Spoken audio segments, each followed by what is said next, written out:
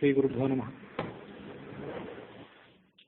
ವಾಲ್ಮೀಕಿ ರಾಮಾಯಣದ ಬಾಲಕಾಂಡದ ಕಥೆಗನುಸಾರವಾಗಿ ರಾಮಲಕ್ಷ್ಮಣರಿಬ್ಬರು ವಿಶ್ವಾಮಿತ್ರರ ನೇತೃತ್ವದಲ್ಲಿ ಮಿಥಿಲಾಪಟ್ಟಣಕ್ಕೆ ಪ್ರಯಾಣ ಮಾಡಿದ ಕಥೆಯನ್ನು ಈ ಹಿಂದಿನ ದಿವಸ ಶ್ರವಣ ಮಾಡಿದ್ವಿ.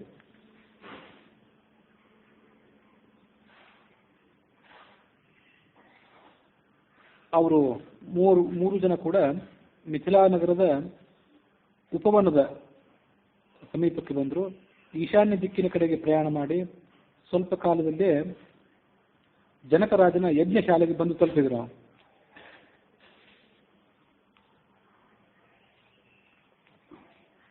ರಾಮ ಆ ಯಜ್ಞಶಾಲೆಯನ್ನು ಗಮನಿಸಿ ವಿಶ್ವಾಮಿತ್ರರಿಗೆ ಹೀಗೆ ಹೇಳಿದ, ಜನಕರಾಜನ ಈ ಯಜ್ಞಶಾಲೆಯ ವೈಭವೋಪೇತ ಆಗಿದೆ. ವೇದಾಧ್ಯಯನ ಸಂಪನ್ನರಾದಂತಹ ನಾನಾ ದೇಶ ನಿವಾಸಿಗಳಾದಂತಹ ಬ್ರಾಹ್ಮಣರು ಅನೇಕ ಸಂಖ್ಯೆಯಲ್ಲಿ ಇಲ್ಲಿದ್ದಾರೆ.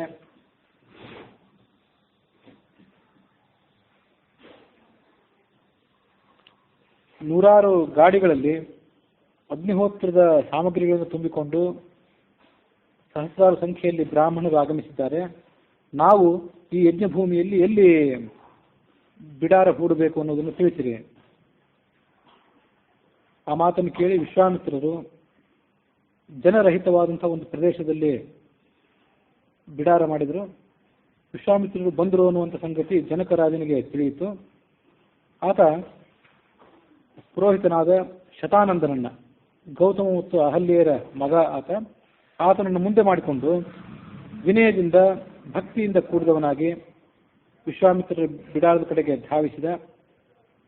ಅರ್ಘ್ಯಪಾದ್ಯಾದಿ ಉಪಕರಣಗಳನ್ನು ತೆಗೆದುಕೊಂಡು ವಿಶ್ವಾಮಿತ್ರರಿಗೆ ಅರ್ಪಣೆ ಮಾಡಿದ. ಅದನ್ನೆಲ್ಲವನ್ನು ವಿಶ್ವಾಮಿತ್ರರು ಸ್ವೀಕಾರ ಮಾಡಿ ಆ ಜನಕರಾಜನ ರಾಜ್ಯ, ಕೋಶ, ಯೋಗಕ್ಷೇಮ ಇತ್ಯಾದಿಗಳೆಲ್ಲದರ ಬಗ್ಗೆ ಪ್ರಶ್ನೆ ಮಾಡಿದರು. ಜನಕನು ಕೂಡ ಅವರ ಪ್ರಶ್ನೆಗೆ ಯಥೋಚಿತವಾಗಿ ಉತ್ತರ ಕೊಟ್ಟ. ವಿಶ್ವಾಮಿತ್ರರು ಆ ಜನಕರಾಜನ ಜೊತೆಗೆ ಬಂದಂಥ ಪುರೋಹಿತ ಮೊದಲಾದವರನ್ನ ಮಾತಾಡಿಸಿದ್ರು. ಶತಾನಂದನನ್ನು ಕೂಡ ನೋಡಿದ್ರು.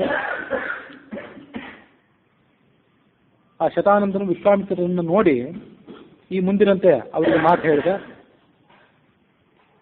ಸ್ವಯಂ ಭಗವಂತನ ಸ್ವರೂಪರಾದವರು ತಾವು ಇಲ್ಲಿ ಅನೇಕ ಜನ ಋಷಿಗಳ ಜೊತೆಗೂಡಿ ಬಂದಿದ್ದೀರಿ, ಆಸನಗಳನ್ನು ಸ್ವೀಕಾರ ಮಾಡಿ ಅಂತ ಅವರೆಲ್ಲರನ್ನು ಕೂಡ ಪ್ರಾರ್ಥನೆ ಮಾಡಿದ. ಆ ಶತಾನಂದನ ಪ್ರಾರ್ಥನೆಯಂತೆ ಅವರೆಲ್ಲರೂ ಕೂಡ ಆಸನಗಳನ್ನು ಸ್ವೀಕಾರ ಮಾಡಿದರು. ಜನಕರಾಜ ಈ ಮುಂದಿನ ಮಾತನ್ನು ವಿಶ್ವಾಮಿತ್ರರಿಗೆ ಹೇಳಿದ. ಯಜ್ಞಕ್ಕೆ ಬೇಕಾದಂತಹ ಎಲ್ಲ ಸಿದ್ಧತೆಗಳನ್ನು ಮಾಡಿಕೊಂಡಿದ್ದೇನೆ. ದೇವತೆಗಳ ಅನುಗ್ರಹದಿಂದಾಗಿ, ತಮ್ಮ ದರ್ಶನದಿಂದಾಗಿ ಯಜ್ಞ ಈಗ ಪೂರ್ಣವಾಗಿ ಪ್ರಾಪ್ತವಾದಂತಾಗಿದೆ. ಯಜ್ಞಶಾಲೆಗೆ ನೀವು ದಯಮಾಡಿಸಿ ನನ್ನನ್ನು ಅನುಗ್ರಹ ಮಾಡಿದ್ದೀರಿ. ನಾನೀಗ ಧನ್ಯನಾಗಿದ್ದೇನೆ. ಈಗ ನಾನು ಪ್ರಾರಂಭ ಮಾಡಿರುವಂಥ ಸುತ್ಯಾ ಹೋಮಕ್ಕೆ ಕೇವಲ 12 ದಿವಸ ಮಾತ್ರ ಉಳಿದಿದೆ ಅಂತ ಯೋಗ ಶ್ರೌತ ಪ್ರಯೋಗದಲ್ಲಿ ತಜ್ಞರಾದವರು ಹೇಳಿದ್ದಾರೆ. ಸುತ್ಯಾ ಹೋಮ ಅಂದರೆ, ಸುತ್ಯಾ ಅನ್ನೋ ಶಬ್ದಕ್ಕೆ ಕೋಶಗಳಲ್ಲಿ ಸೋಮಲತೆಯನ್ನು ಹಿಂಡಿ ಅದರಿಂದ ರಸ ಸಂಗ್ರಹ ಮಾಡ್ತಾರಲ್ಲ, ಆ ಕ್ರಿಯೆಗೆ ಸುತ್ಯಾ ಅಂತ ಕರೀತಾರೆ. ಹಾಗಾಗಿ ಸುತ್ಯಾ ಹೋಮ ಅಂದರೆ ಸೋಮಲತೆಯಿಂದ ಹೋಮ ಮಾಡುವುದಕ್ಕೆ ಸುತ್ಯಾ ಹೋಮ ಅಂತ ನಾವು ಅರ್ಥ ಮಾಡ್ಕೊಳ್ಬಹುದು. ಹಾಗಾಗಿ ಆ ಪ್ರಾರಂಭ ಮಾಡಿದಂಥ ಯಜ್ಞದ ವಿಸ್ತಾರವಾದ ಅಂಗದ ಒಂದು ಪ್ರತ್ಯಂಗ, ಒಂದು ವಿಭಾಗ ಇದು ಈ ಸುತ್ಯಾ ಹೋಮ ಅಂತ ನಾವು. ಅದಕ್ಕೆ ಇನ್ನು 12 ದಿವಸಗಳು ಮಾತ್ರ ಇವೆ. ದೇವತೆಗಳು ಪ್ರತ್ಯಕ್ಷವಾಗಿ ಈ ಹೋಮದಲ್ಲಿ ಬರೋರಿದ್ದಾರೆ. ಅದನ್ನು ತಾವು ಕೂಡ ಎಲ್ಲರೂ ನೋಡಬಹುದು. ಹೀಗೆ ಜನಕರಾಜ ಆ ವಿಶ್ವಾಮಿತ್ರರಿಗೆ ಹೇಳಿ ಮತ್ತೆ ನಮಸ್ಕರಿಸಿ ಅವರನ್ನ ಈ ಮುಂದಿನಂತೆ ಪ್ರಶ್ನೆ ಮಾಡಿದ. ಈ ರಾಮಲಕ್ಷ್ಮಣರಿಬ್ಬರು ಯಾರು ಅಂತ ಅನ್ನೋದನ್ನ ಪ್ರಶ್ನೆ ಮಾಡಿದ. ಈ ವಾಲ್ಮೀಕಿ ರಾಮಾಯಣಕ್ಕನುಸಾರವಾಗಿ ಏನು ಕಥೆ ನೋಡಿದ್ದೇವೆ, ಅದರಲ್ಲದೆ ಆನಂದ ರಾಮಾಯಣಕ್ಕನುಸಾರವಾಗಿ ಆ ರಾಮಲಕ್ಷ್ಮಣರಿಬ್ಬರು ಕೂಡ ಮಿಥಿಲಾ ನಗರಕ್ಕೆ ಬಂದಂಥ ಕಥೆಯನ್ನು ನೋಡಬೇಕು. ರಾಮಲಕ್ಷ್ಮಣ ವಿಶ್ವಾಮಿತ್ರರು ಅಹಲ್ಯೆಯನ್ನ ಉದ್ಧಾರ ಮಾಡುವಂಥ ಕಾರ್ಯವನ್ನು ಪೂರ್ಣಗೊಳಿಸಿ ಅಲ್ಲಿಂದ ಒಂದು ನೌಕೆಯ ಮೂಲಕ ನದಿಯನ್ನು ದಾಟಿ ಮಿಥಿಲಾ ನಗರಕ್ಕೆ ಬರಬೇಕಾಗಿತ್ತು. ರಾಮಂ ನೌಕಾಂ ಕಾಂಕ್ಷಮಾಣಂ ನೌಕಾಪಹ ವಾಕ್ಯಮಬ್ರವೀತ್ ಆದಾವಹಂ ಕ್ಷಾಲಯಿತ್ವ ಪಾದರೇಣು ಸ್ತವ ಪ್ರಭೋ ಪಶ್ಚಾನ್ ನೌಕಾಂ ಸ್ಪರ್ಶಯಾಮಿ ತವ ಪಾದವು ರಘೂದ್ವಹ. ಆ ನದಿಯನ್ನು ದಾಟಿಸೋದಕ್ಕಿಂತ ಮೊದಲು ನಾವೀಗ ಒಂದು ಮಾತನ್ನು ಹೇಳಿದಂತೆ ರಾಮನಿಗೆ, ಸ್ವಲ್ಪ ನದಿಯನ್ನು ದಾಟೋದಕ್ಕಿಂತ ಮೊದಲು ಸ್ವಲ್ಪ ಅಲ್ಲೇ ನಿಲ್ಲು ಒಂದು ಕ್ಷಣ, ನೀನು ನಾನು ನಿಮಗೆ ಪಾದ ಪೂಜೆಯನ್ನು ಮಾಡಿದ ಬಳಿಕ ನೌಕೆಯನ್ನು ಏರುವೆಯಂತೆ ಅಂತ ರಾಮನಿಗೆ ಹೇಳಿದ. ನೋಚೆ ತತ್ಪಾದರಜಸ ಸ್ಪೃಷ್ಟ ನಾರಿ ಭವಿಷ್ಯತಿ, ಇಲ್ಲದೇ ಇದ್ದರೆ ನಿನ್ನ ಕಾಲುಗಳನ್ನು ನಾನು ತೊಳೆಯದೆ ಹಾಗೆ ನನ್ನ ದೋಣಿಯನ್ನು ನೀರಿಗೆ ಏರ್ಲಿಕ್ಕೆ ಬಿಟ್ಟರೆ, ನಿನ್ನ ಪಾದಗಳ ಸ್ಪರ್ಶದಿಂದ ನನ್ನ ದೋಣಿ ಏನಾದರೂ ಸ್ತ್ರೀ ಆಗಿಬಿಟ್ರೆ ನನ್ನ ಗತಿ ಏನು ಅಂತ ತನ್ನ ಸಂಕಷ್ಟ ತೋಡ್ಕೊಂಡ ಆತ. ಯಾಕೆಂದ್ರೆ ಈಗಾಗಲೇ ನೀನು ಒಂದು ಕಲ್ಲನ್ನು ನಿನ್ನ ಪಾದಕಮಲಗಳ ಸ್ಪರ್ಶದಿಂದ ಸ್ತ್ರೀಯನ್ನಾಗಿ ಮಾಡಿ ಅವಳನ್ನು ಉದ್ಧಾರ ಮಾಡಿದ್ದೆ. ಗೌತಮರಿಗೆ ಅಹಲ್ಯ ಒಬ್ಬಳೇ ಪತ್ನಿ, ಅವಳು ಶಿಲಾರೂಪದವಳಾಗಿದ್ಲು. ಅವಳನ್ನು ನೀನು ಮತ್ತೆ ನಾರಿಯನ್ನಾಗಿ ಮಾಡಿ ದಂಪತಿಗಳನ್ನು ಒಗ್ಗೂಡಿಸಿದಿ. ಕ್ಷಾಲಯಾಮಿ ತವ ಪಾದ ಪಂಕಜಂ ನಾಥ ದಾರು ಪ್ರಷದೋಹೋ ಕಿಮಂತರಂ. ಕಲ್ಲನ್ನು ಸ್ತ್ರೀಯನ್ನಾಗಿ ಮಾಡಿದವನಿಗೆ ಒಂದು ಕಟ್ಟಿಗೆಯನ್ನು ಸ್ತ್ರೀಯನ್ನಾಗಿ ಮಾಡಲಿಕ್ಕೆ ಹೆಚ್ಚೇನು ಕಷ್ಟ ಆಗಲಿಕ್ಕಿಲ್ಲ. ಹಾಗಾಗಿ ನೀನು ಪಾದಕಮಲಗಳನ್ನು ತೊಳೆಯಬೇಕು ಅಂತ ಅಪೇಕ್ಷೆ ಪಡ್ತೇನೆ. ಮಾನುಷೀಕರಣ ಚೂರ್ಣಮಸ್ತಿತೆ ಇತಿ ಲೋಕೇ ಹಿ ಕಥಾ ಪ್ರತೀಯಸಿ. ನಿನ್ನ ಪಾದಗಳ ಕಮಲದಲ್ಲಿ ಏನು ಧೂಳಿಗೆ, ಆ ಧೂಳಿಗೆ ಎಲ್ಲ ವಸ್ತುಗಳನ್ನು ಕೂಡ ಜಡ ವಸ್ತುಗಳನ್ನು ಮನುಷ್ಯರನ್ನಾಗಿ ಮಾಡುವಂತಹ ಒಂದು ಶಕ್ತಿ ಇದೆ ಅಂತ ಲೋಕದಲ್ಲಿ ಈಗೊಂದು ವದಂತಿ ಇದೆ. ಅಸ್ತಿಮೇ ಗೃಹಿಣಿ ಗೇಹೆ, ಈಗಾಗಲೇ ಮನೆಯಲ್ಲಿ ಒಬ್ಬಳು ಗೃಹಿಣಿ ಇದ್ದಾಳೆ. ಕಿಂಕರೋಂ ವ್ಯಪರಾಂ ಸ್ತ್ರೀಯಂ, ಈ ದೋಣಿ ಮತ್ತೊಂದು ಸ್ತ್ರೀ ಆಗಿರುತ್ತೆ, ನಾನು ಈ ಎರಡನೇ ಪತ್ನಿಯನ್ನು ತೆಗೆದುಕೊಂಡು ಏನು ಮಾಡಬೇಕು? ಹಾಗಾಗಿ ನಿನ್ನ ಪಾದಗಳ ಸ್ಪರ್ಶ ಈ ದೋಣಿಗೆ ಆಗುವುದಕ್ಕಿಂತ ಮೊದಲು ನಿನ್ನ ಪಾದಕಮಲಗಳಿಗೆ ಹಚ್ಚಿರುವಂತಹ ಧೂಳೇನಿದೆ ಅದನ್ನ ತೊಳೆದು ಸ್ವಚ್ಛ ಮಾಡ್ತೇನೆ ಅಂತ ನೌಕೆಯನ್ನ ನಡೆಸುವವನು ಕೇಳ್ಕೊಂಡ ರಾಮನಿಗೆ. ಇತಿ ತದ್ವಾಕ್ಯ ಮಾತರಣ್ಯ ವಿಹಸ್ಯ ರಘುನಂದನ. ರಾಮ ನಾವಿಗನ ಹಾಸ್ಯ ಪ್ರಜ್ಞೆಗೆ ಮೆಚ್ಚಿ ನಕ್ಕದ. ತೇನ ಸಂಕ್ಷಾಲಿತ ಪದ ನೌಕಾಂತ ಮಾರುರೋಹಸಃ, ಅವನಿಂದ ಕಾಲು ತೊಳೆಸಿಕೊಂಡು ಅಲ್ಲಿಂದ ನೌಕೆಯನ್ನು ಏರಿದ. ಈ ಆನಂದ ರಾಮಾಯಣದಲ್ಲಿ ನಿನ್ನ ಕಾಲುಗಳನ್ನು ತೊಳೆಯುತ್ತೇನೆ ಅಂತ ಅಂಬಿಗೆ ಹೇಳಿದ ಕಥೆ ಇಲ್ಲಿದೆ. ತುಳಸಿ ರಾಮಾಯಣದಲ್ಲಿ ರಾಮ ಲಕ್ಷ್ಮಣ ಸೀತೆಯರಿಬ್ಬರು ವನವಾಸಕ್ಕೆ ಅಂತ ಹೊರಡ್ತಾರಲ್ಲ, ಆವಾಗ ಅಯೋಧ್ಯೆಯನ್ನು ದಾಟಿ ಕಾಡನ್ನು ಪ್ರವೇಶ ಮಾಡೋದಕ್ಕಿಂತ ಮೊದಲು ಅಲ್ಲಿ ದೋಣಿಯನ್ನು ಏರ್ಬೇಕಾಗಿರ್ತದಲ್ಲ, ಆ ಸಂದರ್ಭದಲ್ಲಿ ದೋಣಿ ನಡೆಸೋನು ಈ ಮಾತು ಹೇಳಿದ ಅಂತ ತುಳಸಿ ರಾಮಾಯಣದಲ್ಲಿ ಇದ್ದಿದ್ದ ನೆನಪು. ಆನಂದ ರಾಮಾಯಣದಲ್ಲಿ ಇಲ್ಲೇ ಇದೆ.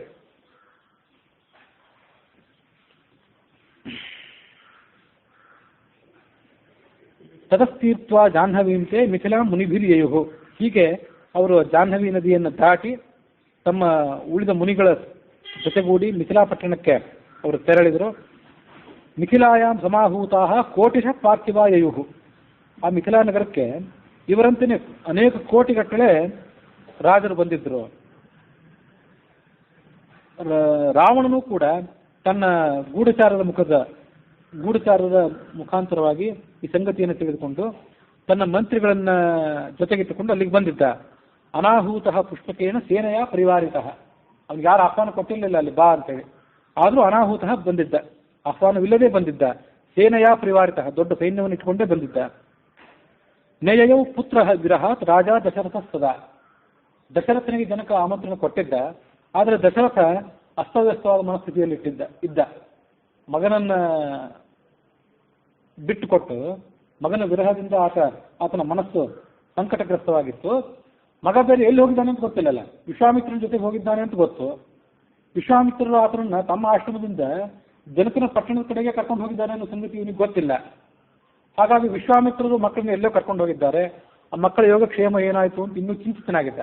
ಹಾಗಾಗಿ ಜನಕ ಮಾಡುವಂತಹ ಈ ಸಂಭ್ರಮಪೂರ್ಣವಾದ ಯಾಗದಲ್ಲಿ ಭಾಗವಹಿಸುವ ಮನಸ್ಸು ಅವನಿಗೆ ಇರಲಿಲ್ಲ. ಅದಕ್ಕಾಗಿ ದಶರಥ ಹೋಗಲಿಲ್ಲ. ಅತ್ಯಾದರೈ ವಿದೇಹೇನ ಸಮಾಹೂತೋಪಿ ಭಕ್ತಿತ. ವಿದೇಹ ರಾಜ ಸಕಲ ಗೌರವಪೂರ್ವಕವಾಗಿ ದಶರಥನನ್ನು ಕರೆದಿದ್ದ, ಆದರೂ ಆತ ಹೋಗಲಿಲ್ಲ.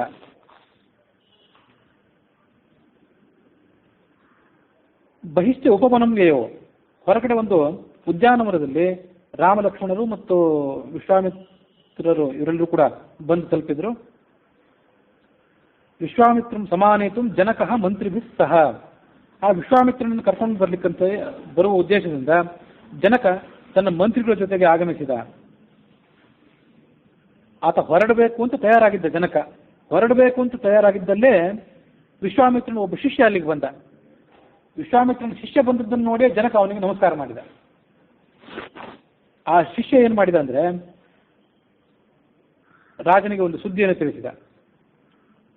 ರಾಜನ ಕೈಯನ್ನ ತನ್ನ ಕೈಯಿಂದ ಹಿಡ್ಕೊಂಡ. ಅಂದ್ರೆ ಏನೋ ರಹಸ್ಯ ಸಂಗತಿ ನಿನಗೆ ಹೇಳೋದಿದೆ ಅನ್ನುವ ಸೂಚನೆ ರೀತಿಯಾಗಿ ರಾಜನ ಕೈಯನ್ನು ಕೈಯಲ್ಲಿ ಹಿಡಿದುಕೊಂಡು ರಹಸ್ಯ ಪ್ರದೇಶಕ್ಕೆ ಕರ್ಕೊಂಡು ಹೋದ. ಯಾರಿಗೂ ಬೇರೆ ಯಾರಿಗೂ ಕೇಳದಂತೆ. ಗುರುಗಳು ಏನು ಹೇಳಿ ಕಳಿಸಿದ್ದಾರೆ ಅನ್ನೋದನ್ನು ಹೇಳಿದ, ಸ್ಪಷ್ಟವಾಗಿ ಹೇಳಿಬಿಟ್ಟ. ಗಾಧಿರಾಜನ ಮಗನಾದಂತಹ ವಿಶ್ವಾಮಿತ್ರ ದಶರಥ ರಾಜನ ಇಬ್ಬರು ಮಕ್ಕಳನ್ನು ಕರ್ಕೊಂಡು ಬರ್ತಾ ಇದ್ದಾನೆ. ನಾನು ಅವ್ರನ್ನ ಕರ್ಕೊಂಡು ಬರ್ತಾ ಇದ್ದೀನಿ. ವೀರರಾದಂತಹ ರಾಮ ಲಕ್ಷ್ಮಣರು ಅನ್ನುವ ಹೆಸರಿನ ಅವರಿಬ್ರು ಸೀತಾ ಮತ್ತು ಊರ್ಮಿಳಾ ಇವರಿಬ್ಬರ ಮದುವೆಯನ್ನು ಮಾಡ್ಲಿಕ್ಕೆ ಇವರ ಪಾಣಿಗ್ರಹಣವನ್ನು ಮಾಡ್ಕೊಳ್ಳಿಕ್ಕೆ ಯೋಗ್ಯರಾಗಿದ್ದಾರೆ.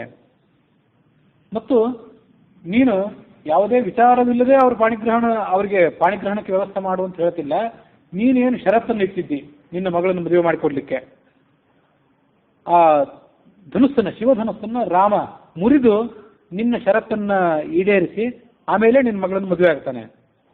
ಹಾಗಾಗಿ ರಾಮಲಕ್ಷ್ಮಣ ಈಗ ನಿನ್ನ ನಗರಕ್ಕೆ ಬಂದಿದ್ದಾರಲ್ಲ, ಸುಮ್ಮನೆ ಯಾರೋ ಅನಾಮಧೇಯರಂತೆ ಅವರನ್ನು ನೀನು ಎದುರುಗೊಳ್ಳೋದು ಸರಿಯಲ್ಲ.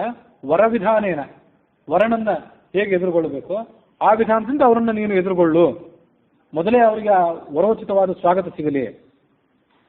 ಮತ್ತು ಈ ಸಂಗತಿಯನ್ನು ನಾನು ನಿನಗೇನು ಹೇಳಿ ಕಳಿಸಿದ್ದೇನೆ, ಇದನ್ನು ಯಾರ ಮುಂದೆ ಹೇಳಬೇಡ. ಚಾಪಭಂಗ ಪರ್ಯಂತಂ. ಬಿಲ್ಲು ರಾಮನ ಕೈಗೆ ಸಿಕ್ಕು ತುಂಡರಿಸುವ ತನಕನೂ ರಾಮಲಕ್ಷ್ಮಣರಿಬ್ಬರು ಸೀತೆ ಮತ್ತು ಊರ್ಮಿಳೆಯರ ಪಾಣಿಗ್ರಹಣವನ್ನು ಮಾಡುವರಿದ್ದಾರೆ ಅನ್ನೋ ಸಂಗತಿಯನ್ನ ಯಾರ ಮುಂದೆ ಕೂಡ ಸ್ಪಷ್ಟಪಡಿಸಬೇಡ. ಹೀಗೆ ಆ ಜನಕರಾಜನಿಗೆ ಹೇಳಿ ಶಿಷ್ಯ ತನ್ನ ಗುರುಗಳ ಕಡೆಗೆ ಹೊರಟು ಹೋಗಿಬಿಟ್ಟ. ಜನಕನಿಗೂ ಆ ಮಾತನ್ನು ಕೇಳಿ ಸಂತೋಷ ಆಯಿತು. ತೂಷ್ಣೀಮೇವ ಪುರಿಯಂ ನಿಜಾಂ. ಮೌನವಾಗಿದ್ದುಕೊಂಡೇ ತನ್ನ ನಗರಕ್ಕೆ ಪ್ರವೇಶ ಮಾಡಿದ. ಮಂತ್ರಿಗಳಿಗೆ ಸೇನಾಪತಿಗಳಿಗೆಲ್ಲ ಹೇಳಿ ಇಡೀ ನಗರವನ್ನೆಲ್ಲ ಅಲಂಕಾರ ಮಾಡಿಸಿದ. ವಾರಣೇಂದ್ರಂ ಪುರಸ್ಕೃತ್ಯ, ಒಂದು ಆನೆಯನ್ನ ಏರಿ ಸಭಾರ್ಯ ತೈಹಿ ನೃಪೈಸ್ತಃ, ಸಾಮಂತರಾಜರ ಜೊತೆಗೂಡಿ ತನ್ನ ಪತ್ನಿಯ ಜೊತೆಗೂಡಿ ಸುಮೇಧಾದಿ ಪ್ರಮದಾಭಿಹಿ ನಾನಾ ವಾದ್ಯೈಹಿ ಮನೋಹರೈಹಿ. ಅವನ ಪತ್ನಿ ಹೆಸರು ಸುಮೇಧ. ವಾಲ್ಮೀಕಿ ರಾಮಾಯಣದಲ್ಲಿ ಬೇರೆ ಕಡೆ ಬಂದಿಲ್ಲ ಹೆಸರು. ಸುಮೇಧ ಅಂತ ಇಲ್ಲಿ ಹೆಸರು ಬಂದಿದೆ. ಇವರೆಲ್ಲರನ್ನು ಕರೆದುಕೊಂಡು ವಿಶ್ವಾಮಿತ್ರನ ಸಮೀಪಕ್ಕೆ ಬಂದು ಅವರಿಗೆ ನಮಸ್ಕಾರ ಮಾಡಿದ. ಏನೂ ಗೊತ್ತಿಲ್ಲದೆ ಇದ್ದವರಂತೆ ಆ ರಾಮಲಕ್ಷ್ಮಣರಿಬ್ಬರನ್ನು ನೋಡಿದ. ಅವರ ಸಂಗತಿಗಳನ್ನೆಲ್ಲ ತಿಳಿದುಕೊಂಡ. ವಸ್ತ್ರ ಅಲಂಕಾರ ಭೂಷಣಾದ್ಯೈಹಿ ಸತ್ಕೃತ್ಯ ವಿಧಿವನ್ ನೃಪಃ. ಅವರಿಗೆ ಮಾಡಬೇಕಾದಂಥ ಎಲ್ಲಾ ಸತ್ಕಾರವನ್ನು ಮಾಡಿದ. ವಸ್ತ್ರ ಅಲಂಕಾರಗಳನ್ನೆಲ್ಲವನ್ನು ಸಮರ್ಪಣೆ ಮಾಡಿದ. ಗಜಯೋತ್ಸವ ಸಮಾರೋಪ್ಯ, ಒಂದೇ ಆನೆ ತರಲಿಲ್ಲ, 2 ಆನೆಗಳನ್ನು ತಂದು ಆ 2 ಆನೆಗಳ ಮೇಲೆ ಅವರಿಬ್ಬರನ್ನು ಏರಿಸಿದ. ರಾಮಲಕ್ಷ್ಮಣರನ್ನು ಕೂಡಿಸಿ ಅವರನ್ನ ಮೆರವಣಿಗೆಯಲ್ಲಿ ತನ್ನ ಕಡೆಗೆ ಕರೆದುಕೊಂಡು ಬಂದ, ತನ್ನ ನಗರಕ್ಕೆ ಕರೆಸಿದ.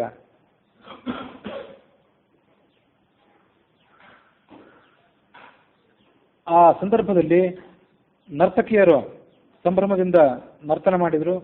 ವಂದಿಮಾಗದರೆಲ್ಲರೂ ಕೂಡ ಬಿರುದಾವಳಿಗಳನ್ನು ಗಾನ ಮಾಡಿದರು. ನಾನಾ ರೀತಿಯಾದಂತಹ ವಾದ್ಯಗಳ ಘೋಷ ಅಲ್ಲಿ ಆಯಿತು. ನಟ ನರ್ತಕರೆಲ್ಲರೂ ಕೂಡ ತಮ್ಮ ಪ್ರತಿಭೆಯನ್ನು ಪ್ರದರ್ಶನ ಮಾಡಿದರು. ಆಗ ರಾಮಲಕ್ಷ್ಮಣರಿಬ್ಬರು ಹಟ್ಟ ಮಾರ್ಗೇನ, ಬೀದಿಯ ಅಂಗಡಿಗಳ ಸಾಲು ಏನಿರ್ತದೆ ಆ ಸಾಲುಗಳ ಮಾರ್ಗದ ಮೂಲಕವಾಗಿ ದಾರಿಯಲ್ಲಿ ಸಾಗಿದರು. ಶ್ರುತ್ವಾಚ ಪುರನಾರ್ಯಶ್ಚ ವೀರವು ಶ್ರೀರಾಮಲಕ್ಷ್ಮಣವು. ಆ ಪಟ್ಟಣದ ಸ್ತ್ರೀಯರಿಗೆ ರಾಮಲಕ್ಷ್ಮಣರು ಬಂದಿದ್ದಾರೆ ಅನ್ನುವಂಥ ಸಂಗತಿ ತಿಳಿದು ಅವರೆಲ್ಲರೂ ಸಿಂಗರಿಸಿಕೊಂಡು ಅವರನ್ನ ರಾಮಲಕ್ಷ್ಮಣರಿಬ್ಬರನ್ನು ನೋಡುವುದಕ್ಕಾಗಿ ಹೊರಬಂದರು. ಕಂಜನೇತ್ರೈಹಿ ದದೃಶುಸ್ತೌ ವವರ್ಷು ಪುಷ್ಪವೃಷ್ಟಿಭಿ. ತಮ್ಮ ಕಮಲದಂತಹ ಕಣ್ಣುಗಳನ್ನು ಅರಳಿಸಿಕೊಂಡು ಆ ರಾಮಲಕ್ಷ್ಮಣರನ್ನು ನೋಡಿದರು ಮತ್ತು ಪುಷ್ಪವೃಷ್ಟಿ ಮಾಡಿ ಅವರಿಗೆ ಸ್ವಾಗತ ಕೋರಿದರು. ಪರಸ್ಪರ ಮಾತಾಡಿಕೊಂಡ್ರು. ಸೀತಾಯೋಗ್ಯೋ ವರಸ್ವಯಂ. ಅಲ್ಲಿದ್ದಾನಲ್ಲ ದೊಡ್ಡ ಹುಡುಗ, ಅವನು ಸೀತೆಯನ್ನು ಮದುವೆ ಆಗಬೇಕಾದವನು, ಸೀತೆಗೆ ಯೋಗ್ಯನಾದವನು. ರಾಮೋಸ್ಮಾಕಂ ರೋಚತೇಹಿ ಕರೋತ್ವೇವಂ ವಿಧಿಸ್ತುವಹ. ನಮಗಂತೂ ಈ ರಾಮನೇ ಸೀತೆಯನ್ನು ಮದುವೆ ಆಗಬೇಕು ಅಂತ ಹೀಗೆ ಅಪೇಕ್ಷೆ ಇದೆ. ಇನ್ನು ವಿಧಿ ಆ ನಮ್ಮ ಅಪೇಕ್ಷೆಯನ್ನು ಈಡೇರಿಸಿಕೊಡ್ಲಿ ಅಂತ ವಿಧಿಯನ್ನು ಅವರು ಪ್ರಾರ್ಥನೆ ಮಾಡಿದರು. ಆ ಕಡೆ ಇನ್ನೊಬ್ಬ ಇದ್ದಾನಲ್ಲ, ಸುಲಕ್ಷಣ, ಸುಂದರವಾದ ಆಕಾರ ಇದ್ದವನು ಲಕ್ಷ್ಮಣ, ಅವನು ಊರ್ಮಿಳೆಗೆ ಯೋಗ್ಯನಾದಂಥ ವರ ಆಗಿದ್ದಾನೆ. ಅಸ್ಮಾಕಂ ಸುಕೃತೈಹಿ ಅದ್ಯ ತಯೋರೇತವು ಪತಿಶುಭವು, ನಮ್ಮೆಲ್ಲರ ಪುಣ್ಯಗಳು ಈಡೇರಿ ಬಂದು ಈ ರಾಮ ಲಕ್ಷ್ಮಣರಿಗೆ ಸೀತೆ ಮತ್ತು ಊರ್ಮಿಳೆಯರ ಜೊತೆಗೆ ಮದುವೆ ಆಗಲಿ.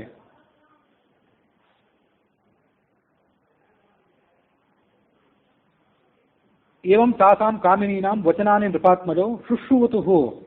ಹೀಗೆ ಆ ಸ್ತ್ರೀಯರು ಮಾತಾಡ್ತಿದ್ದದನ್ನ ರಾಮ ಲಕ್ಷ್ಮಣರಿಬ್ಬರು ಕೂಡ ತಾವಿದ್ದಂಥ ಸ್ಥಳದಿಂದಲೇ ನೋಡಿದ್ರು. ಊರ್ಧ್ವಾಸ್ಯೌ ತೌ ದದರ್ಶತು, ಮುಖವನ್ನು ಮೇಲೆತ್ತಿ ಆ ಮೇಲೆ ಜನ ಮಾತಾಡ್ತಿರೋದನ್ನು ಅವ್ರು ಗಮನಿಸಿದ್ರು. ಏತಾದೃಶೌ ವಿದೇಹೇನ ಯದಾಸ್ಮಾಭಿಃ ಸಮಾಗತಂ, ಅಲ್ಲಿ ಬಂದಂಥ ರಾಜರು ಪರಸ್ಪರ ಮಾತಾಡ್ಕೊಂಡ್ರಂತೆ, ನಾವೆಲ್ಲ ಬಂದಿದ್ದೇವೆ, ನಮಗಿಂತ ಒಂದು ಸಂಭ್ರಮದ ಸ್ವಾಗತ ಏನು ಸಿಗಲಿಲ್ಲ, ಆದರೆ ಈ ರಾಮಲಕ್ಷ್ಮಣರಿಗಿಂತ ಸಂಭ್ರಮದ ಸ್ವಾಗತ ಸಿಕ್ತಲ್ಲ, ಇದಕ್ಕೇನು ಕಾರಣ? ಅನಯೋ ಕ್ರಿಯತೆ ಕಥಂ ಕಿಂ ಅಂತಸ್ಥೇನ ರಾಜ್ಞಾ ಅದ್ಯ ಸೀತಾ ರಾಮಾಯ ಸಾ ಅರ್ಪಿತ. ಇವನು ಒಳಗೆ ಮನಸ್ಸು ಮಾಡಿ ಸೀತೆಯನ್ನು ರಾಮನಿಗೇನಾದ್ರು ಮದುವೆ ಮಾಡಿಕೊಡ್ಬೇಕು ಅಂತ ತೀರ್ಮಾನ ಮಾಡಿ ಮೇಲೆ ಈ ಷರತ್ತು ನಿಬಂಧನೆ ಯಜ್ಞ ಅಂತೆಲ್ಲ ಸೋಗ ಹಾಕಿದ್ದಾನೋ ಹೇಗೆ ಅಂತ ಅವರಿಗೆ ಸಂಶಯದ ವಾಸನೆ ಬಿಡಿಯಿತು. ಕಿಂ ಅಸ್ಮಾಕಂ ಸಮಾಹೂಯ ಮಾನಭಂಗೋ ಅದ್ಯ ನಃ ಕೃತಃ, ತಾನು ಅವಳಿಗೆ ಸೀತೆಯನ್ನು ರಾಮನಿಗೆ ಮದುವೆ ಮಾಡಿ ಕೊಡಬೇಕು ಅಂತ ನಿಶ್ಚಯ ಮಾಡಿ ನಮ್ಮನ್ನು ಎಲ್ಲ ಕರೆದು ನಮ್ಗೆ ಅವಮಾನ ಮಾಡಲಿಕ್ಕೆ ಹೊರಟಿದ್ದಾನೋ ಹೇಗೆ ಈ ರಾಜ ಅಂತ ಆಲೋಚನೆ ಮಾಡಿದ್ರು. ಆ ರಾಜರ ಆಡುವಂತಹ ಮಾತುಗಳು ಕೂಡ ರಾಮಲಕ್ಷ್ಮಣರ ಕಿವಿಗೆ ಬಂದು ಮುಟ್ಟಿದವು. ವಿಶ್ವಾಮಿತ್ರನಿಗೂ ಆ ಮಾತು ಕಿವಿಗೆ ತಲುಪಿತು. ತತಃ ಶನೈಃ ವೀರೌ ಗವಾಕ್ಷೈಃ ಸ್ತ್ರೀಭಿರೀಕ್ಷಿತೌ. ಸ್ತ್ರೀಯರು ಕೆಲವರು ಹೊರಗೆ ಬಂದು ನೋಡಿದ್ದಿರಬಹುದು, ಇನ್ನು ಕೆಲವರು ತಾವು ಇರುವಂತಹ ಉಪ್ಪರಿಗೆಯ ಮನೆಗಳಿಂದಲೇ ಗವಾಕ್ಷಗಳ ಮೂಲಕವಾಗಿ, ಕಿಟಕಿಗಳ ಮೂಲಕವಾಗಿ ರಾಮ ಲಕ್ಷ್ಮಣರನ್ನು ನೋಡಿದರು. ಜನಕ ಸಭೆಗೆ ಅವರು ಬಂದು ತಲುಪಿದ್ರು. ತತಃ ಅವತರತುರು ವೀರೌ ಗಜಾಭ್ಯ ಮುನಿನಾಥಃ. ವಿಶ್ವಾಮಿತ್ರ ರಾಮ ಲಕ್ಷ್ಮಣರೆಲ್ಲರೂ ಕೂಡ ಆ ಮುನಿಗಳಿಂದ ತಾವು ಏರಿದಂತಹ ಆನೆಯಿಂದ ಕೆಳಗಿಳಿದ್ರು. ಸ್ವಯಂವರದ ಶಾಲೆಯಲ್ಲಿ ಆ ರಾಜರೆಲ್ಲರೂ ಕೂಡ ಕುಳಿತುಕೊಂಡ್ರು. ವಿಶ್ವಾಮಿತ್ರನು ಕೂಡ ಕುಳಿತುಕೊಂಡ. ಏವಂ ಸಭಾಯಾಂ ವೃದ್ಧಾಯಾಂ ರಾಜ್ಞಾ ಕನ್ಯಾ ಪ್ರತಿಗ್ರಹೇ ಪ್ರತಿಜ್ಞಾತಂ ಮಮಧನು ತತ್ಸಜ್ಜತ್ವಂ ಉಪಸ್ಥಿತಂ. ಹೀಗೆ ಅವರೆಲ್ಲರೂ ಬಂದ ಮೇಲೆ ನಾನು ಯಾವ ಕಾರಣಕ್ಕಾಗಿ ನಿಮ್ಮೆಲ್ಲರನ್ನು ಕರೆಸಿದ್ದೇನೆ ಅನ್ನೋ ಸಂಗತಿಯನ್ನ ರಾಜ ಜನಕ ಅವ್ರ ಮುಂದೆ ವಿವರಣೆ ಮಾಡಲಿಕ್ಕೆ ಶುರು ಮಾಡಿದ.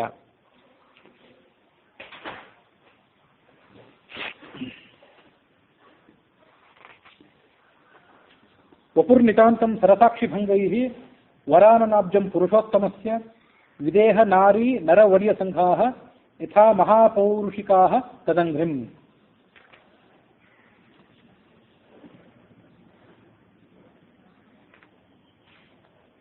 ರಾಮ ಮತ್ತು ಲಕ್ಷ್ಮಣರಿಬ್ಬರು ಕೂಡ ವಿದೇಹ ರಾಜ್ಯವನ್ನು ಪ್ರವೇಶ ಮಾಡಿದ ಮೇಲೆ ಏನಾಯಿತು ಅನ್ನೋದನ್ನು ತಾತ್ಪರ್ಯ ನಿರ್ಣಯವು ಕೂಡ ಹೀಗೆ ತಿಳಿಸ್ತದೆ. ಶ್ಯಾಮಾವಜಾತೆ ಜಗದೇಕಸಾರೆ ಸು ಅನಂತ ಚಂದ್ರಾಧಿಕ ಕಾಂತಿ ಕಾಂತೆ ಸಹಾನುಜೆ ಕಾರ್ಮುಕ ಬಾಣ ಕಾಣಲು ಪುರೀಂ ಪ್ರವಿಷ್ಟೆ ತುತುಸುರು ವಿದೇಹಜಾಹ. ಅವನು ಸುಂದರವಾದಂಥ ನೀರ ಬಣ್ಣ ಉಳ್ಳವನು, ಜಗತ್ತಿನ ಎಲ್ಲಾ ಸೌಂದರ್ಯ ಮೂರ್ತಿ ಭವಿಸಿದಂಥ ಶರೀರ ಉಳ್ಳವನು. ಸು ಅನಂತ ಚಂದ್ರಾಧಿಕ ಕಾಂತಿ ಕಾಂತೆ, ಅನೇಕ ಚಂದ್ರಗಳಂತೆ ಕಾಂತಿ ಉಳ್ಳವನು. ಸಹಾನುಜೆ, ತಮ್ಮನ ಜೊತೆಗೂಡಿದವನು. ಕಾರ್ಮುಕ ಬಾಣಪಾಣವು, ಕೈಯಲ್ಲಿ ಬಾಣ ಮತ್ತು ಧನುಸ್ಸುಗಳನ್ನು ಹಿಡಿದವನು. ಅವನನ್ನು ನೋಡಿ ತುತುಸುರು ವಿದೇಹಜಾಹ, ವಿದೇಹ ಪಟ್ಟಣದ ನರನಾರಿಯನ್ನು ಸಂತೋಷಪಟ್ಟರು. ವಿದೇಹ ನಾರಿ ನರವರ್ಯ ಸಂಘಾಹ, ಅಲ್ಲಿರುವಂಥ ಸ್ತ್ರೀಯರು ಪುರುಷರೆಲ್ಲರೂ ಕೂಡ ಅವನ ಸುಂದರವಾದಂಥ ಆಕಾರವನ್ನು ನೋಡಿ ಸಂತೋಷಪಟ್ಟರು ಅಂತಿದೆ. ರಾಮನ ಸೌಂದರ್ಯವನ್ನು ವಾಲ್ಮೀಕಿ ರಾಮಾಯಣದ ಬಾಲಕಾಂಡ, ಅಯೋಧ್ಯಾಕಾಂಡ, ಮುಂದೆ ಎಷ್ಟೋ ಬಾರಿ ಎಲ್ಲ ಕಡೆ ವರ್ಣನೆ ಮಾಡಿದ್ದೇವೆ.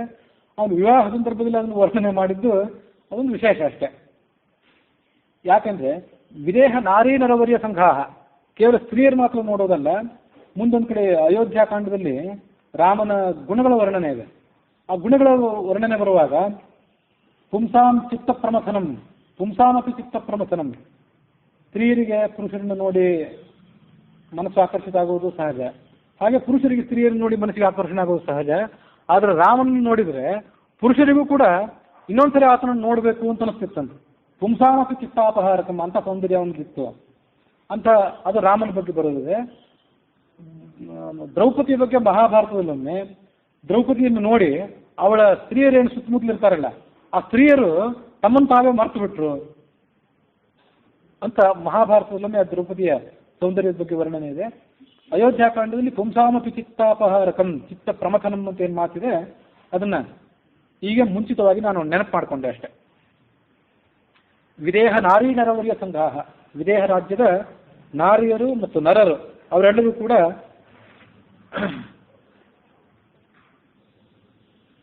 ತಮ್ಮ ನಯನ ಪದ್ಮಗಳಿಂದ ಅವನನ್ನು ನೋಡಿದರು. ತದಾ ವಿದೇಹ ಪ್ರತಿಲಭ್ಯ ರಾಮಂ ಸಹಸ್ರನೇತ್ರಾವರಜಂ ಗವಿಷ್ಠಂ ಸಮರ್ಥಯಾಮಾಸ ಸಹಾನುಜಂ ತಂ ಋಷಿಂಚ ಸಾಕ್ಷಾತ್ ಜ್ವರಣ ಪ್ರಕಾಶಂ. ಜನಕರಾಜ ಅವರೆಲ್ಲರನ್ನು ಕೂಡ ಸ್ವಾಗತ ಮಾಡಿದ. ಸ್ವಾಗತ ಮಾಡಿ ಮೇನೇತಿ ಜಾಮಾತರಂ ಆತ್ಮಕನ್ಯಾ ಗುಣೋಚಿತಂ ರೂಪ ನವಾವತಾರಂ, ರಾಮನನ್ನು ನೋಡಿದ ಕೂಡಲೇ ಇವನೇ ನನಗೆ ಅಳಿಯ ಆಗಬೇಕು ಅಂತ ಆತ ಮನಸ್ಸಿನಲ್ಲಿ ಆಲೋಚನೆ ಮಾಡೇ ಬಿಟ್ಟ. ಉವಾಚ ಚ ಅಸ್ಮೈ ಋಷಿ ರುಗ್ರತೇಜಾಹ ಕುರುಷ್ವ ಜಾಮಾತರ ಮೇನಮಾಶ್ರಿತೆ. ವಿಶ್ವಾಮಿತ್ರನ ಹೆಚ್ಚು ಆಲೋಚನೆ ಮಾಡಲಿಲ್ಲ, ಮುಂದೆ ಆಗುವಂಥ ಸಂಗತಿಗಳನ್ನೆಲ್ಲ ತಿಳಿದವರೇ ಇದ್ರು ಅವರು. ಕುರುಷ್ವ ಜಾಮಾತರಂ, ಇವನನ್ನು ನಿನ್ನ ಅಳಿಯನನ್ನಾಗಿ ಮಾಡ್ಕೊಂಡೇ ಬಿಡು ಅಂತ ಅವ್ರು ಹೇಳೇ ಬಿಟ್ರು. ಮುಂದೊಂದು ಕಡೆ ರಾಮಾಯಣದಲ್ಲಿ ಆ ಮಾತು ಬರೋದಿದೆ. ರಾಮ, ಸೀತೆ ಮತ್ತು ಅವನ ಸಹೋದರರು ಅವರ ಮದುವೆ ಸಂಭ್ರಮ ಏನಿದೆ, ಆ ಸಂಭ್ರಮ ಎಂಥದ್ದು ಅಂದರೆ ಯತ್ರ ದಾತಾ ಗೃಹೀತ ಸ್ವಯಂ ಕುಶಿಕನಂದನ. ಹೆಣ್ಣಿನ ಕಡೆಯವನಾಗಿಯೂ ಗಂಡಿನ ಕಡೆಯವನಾಗಿಯೂ ಎರಡೂ ಪಾತ್ರಗಳನ್ನು ಕುಶಿಕನಂದನ ವಹಿಸಿದ್ದ.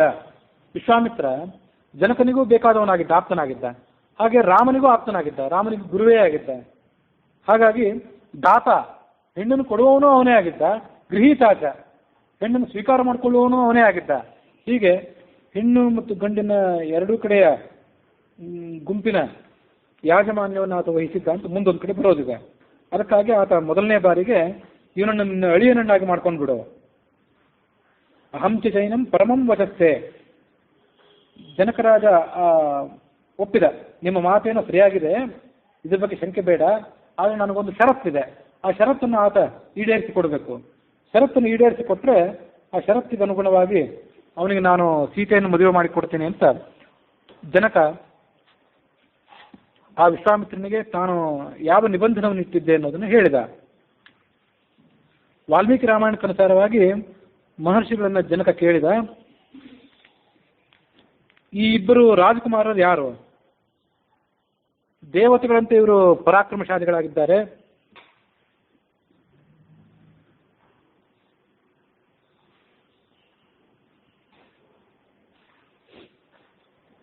ಮದಿಸಿದ ಆನೆಯಂತೆ ಗಮನವುಳ್ಳವರಾಗಿದ್ದಾರೆ, ಸಿಂಹದಂತೆ ಪರಾಕ್ರಮಶಾಲಿಗಳು, ಹುಲಿಯಂತೆ ಸೋಲಿಸಲಿಕ್ಕೆ ಅಶಕ್ಯರಾದವರು, ಆಮೇಲೆ ವೃಷಭದಂತೆ ಉನ್ನತವಾದಂಥ ಹೆಗಲುಳ್ಳವರು, ಪದ್ಮಪತ್ರದಂತೆ ವಿಶಾಲವಾದ ಕಣ್ಣುಳ್ಳವರು, ಖಡ್ಗ ಬಿಲ್ಲು ಬಾಣಗಳನ್ನು ಕೈಯಲ್ಲಿ ಧರಿಸಿದಂಥವರು, ಅಶ್ವಿನಿ ದೇವತೆಗಳಿಗೆ ಸಮಾನರಾದವರು, ಪ್ರಾಪ್ತವಯಸ್ಕರಾದವರು. ಇವರ್ಯಾರು? ಸೂರ್ಯಚಂದ್ರರು ಆಕಾಶವನ್ನು ಅಲಂಕರಿಸಿದಂತೆ ಇವರು ನಮ್ಮ ದೇಶವನ್ನು ಈಗ ಬೆಳಗ್ತಾ ಇದ್ದಾರೆ. ಈಗ ತಾನೇ ಯೌವನಕ್ಕೆ ಇವರು ಕಾಲಿಟ್ಟಿದ್ದಾರೆ. ಇವರು ಯಾರು ಅಂತ ನಾನು ತಿಳ್ಕೊಳ್ಬೇಕು ಅಂತ ಅಪೇಕ್ಷೆ ಪಟ್ಟಿದ್ದೇನೆ. ಆಗ ವಿಶ್ವಾಮಿತ್ರರು ಹೀಗೆ ಮುಂದಿನಂತೆ ಉತ್ತರಿಸಿದರು. ಅಯೋಧ್ಯಾಧಿಪತಿಯಾದ ದಶರಥನ ಮಕ್ಕಳಿವರು. ಸೂಕ್ಷ್ಮವಾದ ಪರಿಚಯವನ್ನು ಅವರಿಗೆ ಮಾಡಿಕೊಟ್ರು. ಅವನು ಕೇಳಿದಂಥ ಉಳಿದ ಪ್ರಶ್ನೆಗಳಿಗೂ ಉತ್ತರ ಕೊಟ್ಟರು. ಸಿದ್ಧಾಶ್ರಮಕ್ಕೆ ತಾನು ಅವರನ್ನು ಕರ್ಕೊಂಡು ಬಂದೆ. ಅಲ್ಲಿ ಅವರು ರಾಕ್ಷಸರ ವಧೆಯನ್ನು ಮಾಡಿದರು, ಯಜ್ಞವನ್ನು ರಕ್ಷಣೆ ಮಾಡಿದರು. ನಿಬಿಡವಾದಂಥ ಕಾಡುಗಳಲ್ಲಿ ನಿರ್ಭಯವಾಗಿ ಸಂಚಾರ ಮಾಡಿ ಋಷಿ ಸಮೂಹವನ್ನೆಲ್ಲ ಸಂರಕ್ಷಣೆ ಮಾಡಿದರು. ಪ್ರಯಾಣ ಮಾಡಿ ವಿಶಾಲ ನಗರಿಯನ್ನು ಪ್ರವೇಶಿಸಿ ಸುಮತಿ ಅನ್ನುವಂಥ ಇಕ್ಷ್ವಾಕು ವಂಶದ ರಾಜನ ಕಡೆಯಿಂದ ಆತಿಥ್ಯವನ್ನು ಸ್ವೀಕಾರ ಮಾಡಿ ಅಹಲ್ಯೆಯನ್ನು ಶಾಪ ವಿಮೋಚನೆ ಮಾಡಿದ್ದು, ಶಿವಧನಸ್ಸನ್ನು ಪರೀಕ್ಷೆ ಮಾಡಬೇಕು ಅನ್ನೋ ಕಾರಣಕ್ಕಾಗಿ ಮಿಥಿಲಾ ನಗರಕ್ಕೆ ಬಂದದ್ದು, ಅದೆಲ್ಲವನ್ನು ಕೂಡ ವಿಶ್ವಾಮಿತ್ರರು ಜನಕರಾಜನಿಗೆ ತಿಳಿಯಪಡಿಸಿದರು. ವಿಶ್ವಾಮಿತ್ರರು ಅಹಲ್ಯ ಶಾಪ ವಿಮೋಚನೆ ವೃತ್ತಾಂತವನ್ನ ಹೇಳಿದ್ರಲ್ಲ, ಅದನ್ನ ಜನಕನ ಪುರೋಹಿತನಾದಂತಹ ಗೌತಮ ಮಹರ್ಷಿಯ ಜ್ಯೇಷ್ಠ ಸುತನಾದಂತಹ ಶತಾನಂದ ಕೇಳಿದ. ಅವನಿಗೆ ರೋಮಾಂಚನ ಆಯಿತು, ಕಣ್ಣುಗಳಿಂದ ಅವನಿಗೆ ಆನಂದ ಪಾಷ್ಟ ಉರುಳಿದವು. ತನ್ನ ತಾಯಿಯ ಆದಂತಹ ಅಹಲ್ಯ ಶಾಪ ವಿಮೋಚನೆ ಆಗಿದ್ದನ್ನು ಕೇಳಿ ಆತ ನೋಡಿದ. ಅದಕ್ಕೆ ಶಾಪ ವಿಮೋಚನೆಗೆ ಕಾರಣನಾದಂತಹ ರಾಮನನ್ನು ನೋಡಿ ಅತ್ಯಾಶ್ಚರ್ಯಭರಿತನಾದ. ಸಹಸ್ರ ವರ್ಷಗಳ ಕಾಲ ಕೇವಲ ವಾಯುವನ್ನು ಸ್ವೀಕಾರ ಮಾಡಿಕೊಂಡು ನಿರಾಹಾರಳಾಗಿ ಭಸ್ಮಶಾಯಿನಿಯಾಗಿ ತಪಸ್ಸು ಮಾಡ್ತಾ ಇದ್ದು ನಮ್ಮ ತಾಯಿ, ಅವಳನ್ನು ನೀವು ಈ ರಾಮನಿಗೆ ತೋರಿಸಿದ್ರ? ಆ ರಾಮ ಅವಳನ್ನು ಉದ್ಧಾರ ಮಾಡಿದನೋ ಹೇಗೆ? ಅವಳು ತನ್ನ ಉದ್ಧಾರಕ್ಕೆ ಕಾರಣನಾದಂಥ ಈ ರಾಮನನ್ನು ಯಥಾವಿಧಿಯಾಗಿ ಸತ್ಕರಿಸಿದಳೋ ಇಲ್ವೋ? ಇಂದ್ರ ನಮ್ಮ ತಾಯಿಗೆ ಬಗದಂಥ ಅಪಚಾರವನ್ನು ರಾಮನಿಗೆ ವಿಸ್ತಾರವಾಗಿ ಹೇಳಿದ್ರೋ ಇಲ್ವೋ? ಗೌತಮರೊಡನೆ, ನನ್ನ ತಂದೆ ಆದಂಥ ಗೌತಮರೊಡನೆ ತಾಯಿ ಸೇರಿದಳೋ ಇಲ್ವೋ? ಮತ್ತೆ ಅವರಿಬ್ಬರು ದಂಪತಿಗಳು ರಾಮನನ್ನು ಸತ್ಕಾರ ಮಾಡಿದರೋ ಹೇಗೆ? ಅದೇ ರಾಮನೇ ಇಲ್ಲಿಗೆ ಬಂದಿದ್ದಾನೋ ಹೇಗೆ ಅಂತೆಲ್ಲ ಅನೇಕ ರೀತಿಯಾದ ಪ್ರಶ್ನೆಗಳನ್ನು ಅವರಿಗೆ ಕೇಳಿದ. ಆಗ ವಿಶ್ವಾಮಿತ್ರರು ಶತಾನಂದನಿಗೆ ಈ ಮುಂದಿನಂತೆ ಹೇಳಿದರು, ಯಾವ ಸಮಯದಲ್ಲಿ ಏನು ನಡೆಯಬೇಕಾಗಿತ್ತು ಹಾಗೇ ನಡೆಯುತ್ತೆ, ಎಲ್ಲನೂ ದೈವ ಸಂಕಲ್ಪದಂತೆ ನಡೆಯಿತು. ಯಾವ ನ್ಯೂನತೆ ಇದೆ ಇಲ್ಲದೆ ಅದನ್ನು ಪೂರ್ಣಗೊಳಿಸಿದ್ದೇನೆ. ಪರಶುರಾಮನ ತಾಯಿಯಾದಂಥ ರೇಣುಕ ಹೇಗೆ ಮತ್ತೆ ಜಮದಗ್ನಿಯನ್ನ ಸೇರಿದಳು, ತನ್ನ ಎಲ್ಲ ದೋಷಗಳನ್ನು, ಶುದ್ಧಿಗಳನ್ನು, ಅಪವಾದಗಳನ್ನು ಕಳೆದುಕೊಂಡು ಆಕೆ ಹೇಗೆ ಸೇರಿದಳೋ ಹಾಗೆ ನಿನ್ನ ತಾಯಿ ಅಹಲ್ಯೆ ನಿನ್ನ ತಂದೆಯಾದ ಗೌತಮನನ್ನು ಸೇರಿದ್ದಾಳೆ. ಶತಾನಂದ ರಾಮನಿಗೆ ಮುಂದಿನ ಮಾತನ್ನು ಹೇಳಿದ, ರಾಘವನೇ, ವಿಶ್ವಾಮಿತ್ರ ಜೊತೆಗೂಡಿ ನೀನು ಇಲ್ಲಿಗೆ ಬಂದಿದ್ದು ನಮ್ಮ ಭಾಗ್ಯ, ನಿನಗಿದು ನಮ್ಮ ಸ್ವಾಗತ. ಈ ವಿಶ್ವಾಮಿತ್ರರು ಸಾಮಾನ್ಯರಲ್ಲ, ಅಘಟಿತ ಘಟನಾ ಸಾಮರ್ಥ್ಯವುಳ್ಳವರು. ಜನಸಾಮಾನ್ಯರಿಂದ ಯಾವ ಕೆಲಸ ಆಗದೋ ಅಂಥ ಕೆಲಸಗಳನ್ನ ಅನಾಯಾಸವಾಗಿ ಸುಲಲಿತವಾಗಿ ಮಾಡಿಬಿಡುವಂಥ ಸಾಮರ್ಥ್ಯವುಳ್ಳವರವರು. ತಪಸ್ಸಿನಿಂದಲೇ ಬ್ರಹ್ಮರ್ಷಿಗಳಾದವರು. ಇವರ ಪ್ರಭಾವವನ್ನು ಯಾರೂ ತಿಳ್ಕೊಳ್ಳಾರರು. ಮಹಾತೇಜಸ್ವಿಗಳಾದಂಥ ವಿಶ್ವಾಮಿತ್ರರು ನಿನಗೆ ಅತ್ಯಂತ ಹಿತಕರರಾದವರು, ನೀನು ಇದನ್ನು ತಿಳಿದುಕೋ. ಇವರ ತಪೋಬಲ ಎಂಥದ್ದು, ಇವರ ಚರಿತ್ರೆ ಎಂಥದ್ದು, ಅದನ್ನೆಲ್ಲ ನಾನು ಹೇಳಬೇಕು ಅಂತ ಅಪೇಕ್ಷೆ ಪಡ್ತೇನೆ. ವಿಶ್ವಾಮಿತ್ರರು ಉಳಿದವ್ರ ಚರಿತ್ರೆಯನ್ನ ಹೇಳಿದ್ರು, ತನ್ನ ಚರಿತ್ರೆಯನ್ನು ಅವ್ರು ಹೇಳ್ಕೊಂಡಿರಲಿಲ್ಲ. ಅದಕ್ಕಾಗಿ ಅವರ ಚರಿತ್ರೆಯನ್ನ ಈ ಗೌತಮ ಮತ್ತು ಅಹಲ್ಯರ ಪುತ್ರನಾದಂಥ ಶತಾನಂದ ಹೇಳಿದ. ಅದು ಒಂದು ದೊಡ್ಡ ಕಥೆ. ರಾಜರಾಗಿದ್ದಂಥ ವಿಶ್ವಾಮಿತ್ರರು ರಾಜರ್ಷಿಯಾಗಿ, ಋಷಿಯಾಗಿ, ದೇವರ್ಷಿ, ಮಹರ್ಷಿ, ಕೊನೆಗೆ ಬ್ರಹ್ಮರ್ಷಿಯಾಗಿದ್ದು ಅವರು ಕಂಡುಕೊಂಡಂಥ ಮಂತ್ರಗಳು ಅದೆಲ್ಲವನ್ನು ಕೂಡ ಈ ಕಥೆಯಲ್ಲಿ ನಾವು ನೋಡಬೇಕು. ಹಿಂದೆ ಇವರು ಧರ್ಮಾತ್ಮರಾಗಿದ್ದು ಸಕಲ ವಿದ್ಯಾ ಪಾರಂಗತರಾಗಿ ಪ್ರಜೆಗಳ ಹಿತಚಿಂತಕರಾಗಿ ರಾಜ್ಯಭಾರ ಮಾಡ್ತಾ ಇದ್ರು. ಅವರ ವಂಶದ ವಿವರಗಳನ್ನು ನಾನು ನಿನಗೆ ಹೇಳ್ತೇನೆ, ಕೇಳು. ಕುಶ ಅನ್ನುವಂಥ ಒಬ್ಬ ಮಾನಸ ಪುತ್ರ ಬ್ರಹ್ಮನಿಗಿದ್ದ. ಅವನು ಪ್ರಜಾಪಾಲನೆಗಾಗಿ ಬ್ರಹ್ಮನಿಂದ ನೇಮಿಸಲ್ಪಟ್ಟವನು. ಈ ಕುಶನ ವಂಶ ಏನಿದೆ ಇದು ಕೂಡ ಚಂದ್ರವಂಶದಲ್ಲೇ ಬಂದದ್ದು. ಇಲ್ಲೆಲ್ಲ ಮಾನಸ ಪುತ್ರ ಅಂತ ಇದೆ, ಆದರೆ ಕೆಲವು ಬೇರೆ ಪುರಾಣಗಳ ಪ್ರಕಾರ ಚಂದ್ರವಂಶದ ಒಂದು ಕವಲು. ಅದು ಕೂಡ ಎಲ್ಲಿ ಅಂತ ನನಗೆ ನೆನಪಿಲ್ಲ, ಅಂತೂ ಚಂದ್ರವಂಶದ ಕವಲು. ಕುಶನಾಭ ಅನ್ನುವವನು ಕುಶನಿಗೆ ಮಗನಾಗಿದ್ದ. ಕುಶನಾಭನಿಗೆ ಗಾಧಿ ಅನ್ನುವನು ಮಗನಾಗಿ ಹುಟ್ಟಿದ. ಇಂದ್ರನೇ ಗಾಧಿಯಾಗಿ ಜನಿಸಿದ್ದ.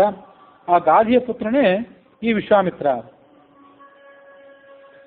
ಒಮ್ಮೆ ಈ ವಿಶ್ವಾಮಿತ್ರರು ತಮ್ಮ ದೊಡ್ಡ ಸೈನ್ಯವನ್ನ, ಅಕ್ಷೌಹಿಣಿ ಪರಿಮಿತವಾದಂತಹ ಸೈನ್ಯವನ್ನ ತೆಗೆದುಕೊಂಡು ವಿಜಯ ಯಾತ್ರೆ ಮಾಡಬೇಕು ಅಂತ ಉದ್ದೇಶದಿಂದ ಭೂ ಪ್ರದಕ್ಷಿಣೆಗಾಗಿ ಹೊರಟರು.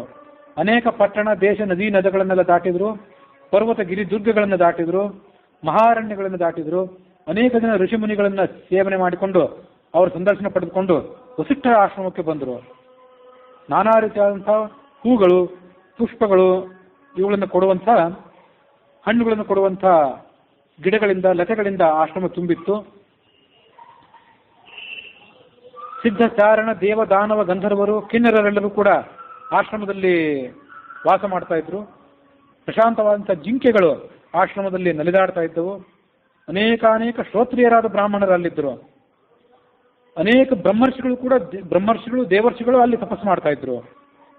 ಅಗ್ನಿಗೆ ಸಮಾನರಾದಂಥ, ವೇದಾಧ್ಯಯನ ಸಂಪನ್ನರಾದಂತಹ ಜ್ಞಾನಿಗಳಲ್ಲಿದ್ದರು. ಚತುರ್ಮುಖ ಬ್ರಹ್ಮನಿಗೆ ಸಮಾನರಾದಂಥ, ಮಹಾಮಹಿಮರಾದಂಥ ಭಕ್ತರು ಅಲ್ಲಿ ತುಂಬಿಕೊಂಡಿದ್ರು. ಕೇವಲ ನೀರನ್ನು ಆಹಾರವನ್ನಾಗಿ ಮಾಡಿಕೊಂಡಿದ್ದಂಥವರು ಕೆಲವರಲ್ಲಿದ್ದರು. ಮತ್ತೆ ಕೆಲವರು ಗಾಳಿಯನ್ನು ಆಹಾರವನ್ನಾಗಿ ಸ್ವೀಕಾರ ಮಾಡಿಕೊಂಡು ತಪಸ್ಸಿನಲ್ಲಿ ನಿರತರಾಗಿದ್ದರು. ಕೆಲವರು ಕೆಳಗೆ ಉದುರಿದಂತಹ ಮರದ ತರಗೆಲೆಗಳನ್ನೇ ತಿಂದು ಜೀವನ ಮಾಡ್ತಾ ಇದ್ರು. ಗಡ್ಡೆ ಗೆಣಸುಗಳನ್ನು ತಿಂದು ಜೀವನ ಯಾಪನೆ ಮಾಡುವವರು ಮತ್ತೆ ಕೆಲವರು. ಒಳಗಿನ ಇಂದ್ರಿಯಗಳನ್ನು ಹೊರಗಿನ ಇಂದ್ರಿಯಗಳನ್ನ ಎಲ್ಲವನ್ನೂ ಕೂಡ ಹತೋಟಿಯಲ್ಲಿ ಇಟ್ಕೊಂಡಂಥವರು. ಮಹರ್ಷಿಗಳಾದಂಥ ವಾಲಖಿಲ್ಯರು ಅಲ್ಲಿದ್ದರು. ಬ್ರಹ್ಮನ ಕೂದಲುಗಳಿಂದ ಹುಟ್ಟಿದವರಿಗೆ ವಾಲಖಿಲ್ಯರು ಅಂತ ಹೆಸರು. ಬಾಲ ಅಂದರೆ ಬಾಲ ಅಂತ ಅರ್ಥ ಹೇಗಿದೆಯೋ ಹಾಗೆ ಕೂದಲು ಅಂತ ಒಂದು ಅರ್ಥ ಇದೆ. ಹಾಗಾಗಿ ಈ ಬ್ರಹ್ಮನ ಕೂದಲಿನಿಂದ ಹುಟ್ಟಿದವರು ವಾಲಖಿಲ್ಯರು. ಬ್ರಹ್ಮನ ಉಗುರಿನಿಂದ ಹುಟ್ಟಿದವರು ಏನಿದ್ದಾರೆ ಅವರಿಗೆ ವೈಖಾನಸರು ಅಂತ ಹೆಸರು. ವೈಖಾನಸ ಆಗಮ ಅಂತ ಕೇಳಿರ್ಬೇಕು. ಅದರಂತೆ ಆ ವೈಖಾನಸ ಆಗಮಗಳಿಗೆ ಅವರಿಗೆ ಪ್ರವರ್ತಕರಾಗಿದ್ದಿರಬೇಕು. ಏ ನಖಾಹ ತೇ ವೈಖಾನಸಾಹ, ಯಾರು ನಖದಿಂದ ಹುಟ್ಟಿದವರು ಅವರು ವೈಖಾನಸರು. ಏ ವಾಲಾಹ, ಯಾರು ವಾಲದಿಂದ ಹುಟ್ಟಿದವರು ಕೂದಲಿನಿಂದ ಹುಟ್ಟಿದವರು ಅವರು ವಾಲಖಿಲ್ಯರು ಅಂತ ತೈತ್ತಿರೀಯ ಆರಣ್ಯಕದ ಮಾಹಿತಿ ಅದು. ಹೀಗೆ ವಾಲಖಿಲ್ಯರು ವೈಖಾನಸರೆಲ್ಲರೂ ಕೂಡ ಆಶ್ರಮದಲ್ಲಿ ವಾಸಿಸಿಕೊಂಡಿದ್ರು. ಆ ಆಶ್ರಮದ ಮಹತ್ವವನ್ನು ನಾವು ಹೆಚ್ಚಾಗಿ ಏನು ಹೇಳಲೇಬೇಕಾಗಿರಲಿಲ್ಲ. ಆ ಆಶ್ರಮ ಒಂದು ಬ್ರಹ್ಮಲೋಕದಂತೆಯೇ ಇತ್ತು. ಆ ಆಶ್ರಮಕ್ಕೆ ಬಂದು ವಿಶ್ವಾಮಿತ್ರರು ವಸಿಷ್ಠರನ್ನ ಸಂದರ್ಶನ ಮಾಡಿದರು. ವಸಿಷ್ಠರನ್ನ ಸಂದರ್ಶನ ಮಾಡಿ ಅವರಿಗೆ ನಮಸ್ಕಾರ ಮಾಡಿದರು. ವಸಿಷ್ಠರು ಕೂಡ ವಿಶ್ವಾಮಿತ್ರರನ್ನ ಆದರಪೂರ್ವಕವಾಗಿ ಸ್ವಾಗತ ಮಾಡಿದರು. ಅವರಿಗೆ ಆಸನವನ್ನು ಕೊಟ್ಟರು. ವಸಿಷ್ಠರು ವಿಶ್ವಾಮಿತ್ರರಿಗೆ ಕಂದ ಮೂಲ ಫಲಗಳನ್ನು ಕೊಟ್ಟು ಸತ್ಕಾರ ಮಾಡಿದರು. ಆಮೇಲೆ ರಾಜ ಆ ವಸಿಷ್ಠರನ್ನು ಪ್ರಶ್ನೆ ಮಾಡಿದ, ಮಹರ್ಷಿಗಳೇ, ತಮ್ಮ ತಪಸ್ಸು ಅಗ್ನಿಹೋತ್ರ ಮೊದಲಾದವುಗಳು ನಿರಾತಂಕವಾಗಿ ನಡೆಯುತ್ತಾ ಇವೆಯೋ ಹೇಗೆ? ತಮ್ಮ ಶಿಷ್ಯರು ಯಾವ ಉಪದ್ರವವೂ ಇಲ್ಲದೆ ಅಧ್ಯಯನ ಅಧ್ಯಾಪನಗಳಲ್ಲಿ ತಾವು ಮಾಡುವಂತಹ ಅಧ್ಯಯನ ಬೇರೆಯವರಿಗೆ ಅಧ್ಯಾಪನ ಮಾಡಿಸುವುದು ಅದರಲ್ಲಿ ನಿರತರಾಗಿದ್ದಾರೋ ಹೇಗೆ? ದೇವತೆಗಳ ಪ್ರೀತ್ಯರ್ಥವಾಗಿ ಹೋಮ ಮಾಡಲಿಕ್ಕೆ ಬೇಕಾದಂತಹ ಸಾಮಗ್ರಿಗಳು ವನಸ್ಪತಿಗಳು ನಿಮ್ಮ ಆಶ್ರಮದ ಪರಿಸರದಲ್ಲಿ ಯಥೇಚ್ಛವಾಗಿ ಹೇರಳವಾಗಿ ಸಿಗ್ತಾ ಇವೆಯೋ ಹೇಗೆ? ಅದಕ್ಕುತ್ತರವಾಗಿ ವಸಿಷ್ಠರು ಹೇಳಿದರು, ಯಾವ ತೊಂದರೆ ಇಲ್ಲದೆ ತಪಸ್ಸು ಅಗ್ನಿಹೋತ್ರಾದಿಗಳು ನಡೆದಿವೆ. ಶಿಷ್ಯರು ಕೂಡ ಯಾವ ಕಂಟಕವಿಲ್ಲದೆ ಷಟ್ಕರ್ಮಗಳಲ್ಲಿ ನಿರತರಾಗಿದ್ದಾರೆ. ಅಧ್ಯಯನ, ಅಧ್ಯಾಪನ, ದಾನ, ಸ್ವೀಕಾರ, ತಾವು ಯಜ್ಞ ಮಾಡೋದು ಮತ್ತು ಯಜ್ಞ ಮಾಡಿಸೋದು, ಇವು ಷಟ್ಕರ್ಮಗಳು. ಎಲ್ಲ ವನಸ್ಪತಿಗಳು ಸಮೃದ್ಧವಾಗಿ ಯಾವುದಕ್ಕೂ ಕೂಡ ಕೊರತೆ ಇಲ್ಲ. ಆಮೇಲೆ ವಸಿಷ್ಠರು ವಿಶ್ವಾಮಿತ್ರರನ್ನು ಕೇಳಿದರು, ನೀನು ಕ್ಷೇಮದಿಂದಿದ್ದೀಯೋ ಹೇಗೆ? ನಿನ್ನ ಭಾರ್ಯ, ಪುತ್ರ, ಬಂಧು ಮಿತ್ರರು ಕುಶಲಿಗಳಾಗಿದ್ದಾರೋ ಹೇಗೆ? 4 ವಿಧವಾದಂತಹ ರಾಜನ ಕರ್ತವ್ಯಗಳನ್ನು ನೀನು ಆಶ್ರಯಣ ಮಾಡಿಕೊಂಡಿದ್ದೀಯೋ ಇಲ್ವೋ? ಅದ್ಯಾವುದು 4 ವಿಧವಾದಂತಹ ರಾಜನ ಕರ್ತವ್ಯಗಳು ಅಂದರೆ, ನ್ಯಾಯೇನ ಅರ್ಜನಂ ಅರ್ಥಸ್ಯ, ನ್ಯಾಯಸಮ್ಮತವಾದ ಮಾರ್ಗದಲ್ಲಿ ದುಡ್ಡನ್ನು ಸಂಗ್ರಹ ಮಾಡಬೇಕು.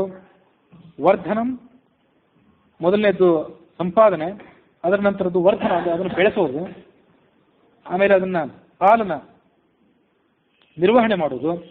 ಸತ್ಪಾತ್ರೆ ಪ್ರತಿಪತ್ತಿಶ್ಚ, 4ನೇದಾಗಿ ಅದನ್ನು ಯೋಗ್ಯರಾದಂತಹ ಜ್ಞಾನಿಗಳಿಗೆ ಮತ್ತು ಯೋಗ್ಯರಾದಂತಹ ಪ್ರಜೆಗಳಿಗೆ ಅದನ್ನು ವಿನಿಯೋಗ ಮಾಡೋದು. ಇದು 4 ವಿಧವಾದಂತಹ ರಾಜನ ವೃತ್ತ.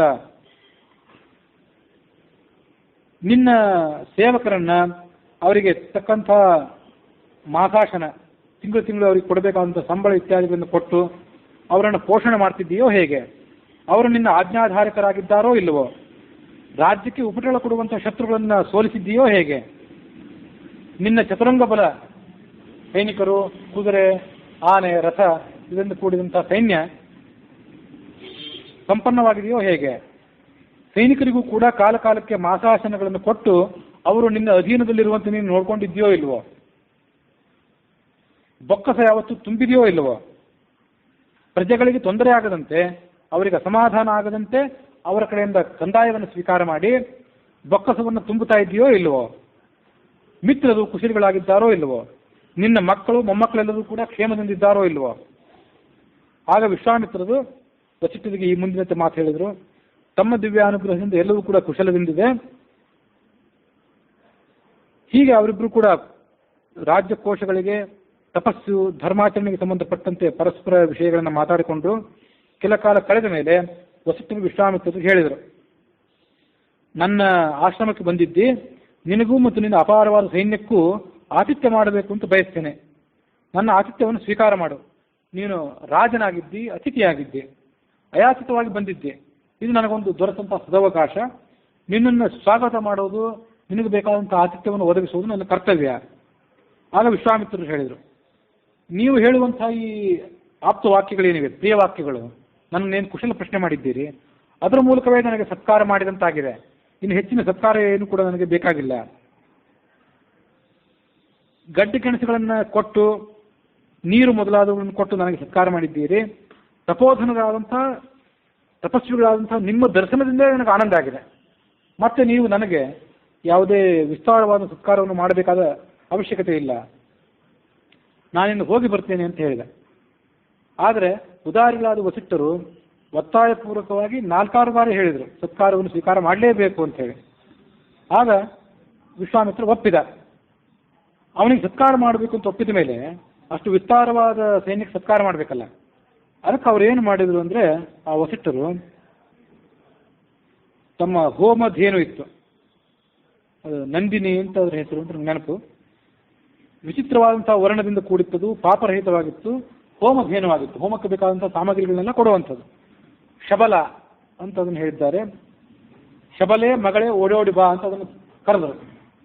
ಮಗಳ ರೀತಿಯಲ್ಲಿ ಇತ್ತದು. ಆ ಶಬಲೆ ವಸಿಷ್ಠರ ಬಳಿಗೆ ಬಂತು, ಅದರ ಮೈ ದಡವಿದ್ರು. ವಿಶ್ವಾಮಿತ್ರ ಚಕ್ರವರ್ತಿಯಾದವನು ನನ್ನ ಆಶ್ರಮಕ್ಕೆ ಸೈನ್ಯ ಸಮೇತನಾಗಿ ಬಂದಿದ್ದಾನೆ. ಅವನಿಗೆ ಮತ್ತು ಅವನ ಸೈನ್ಯಕ್ಕೆ ರಾಜಯೋಗ್ಯವಾದಂತಹ ಔತಣವನ್ನು ಕೊಟ್ಟು ಸತ್ಕಾರ ಮಾಡಬೇಕು ಅಂತ ನಾನು ಬಯಸಿದ್ದೇನೆ. ಈ ಅಪಾರವಾದ ಸೈನ್ಯಕ್ಕೆ ಬೇಕಾದಂತಹ ಔತಣವನ್ನೆಲ್ಲ ನೀನು ಕೂಡಲೇ ಸಿದ್ಧ ಮಾಡು. ಷಡ್ರಸೋಪೇತವಾದಂತಹ ಭೋಜನ, ಇಲ್ಲಿ ಇದ್ದವರಿಗೆ ಯಾರ್ಯಾರಿಗೆ ಏನೇನು ಬೇಕೋ ಅದನ್ನೆಲ್ಲವನ್ನು ಕೂಡ ನೀನು ಸಿದ್ಧಪಡಿಸು. ಅವರವ್ರ ಮುಂದೆ ಅದು ಬಂದು ಸುರಿಯುವಂತೆ ಮಾಡು.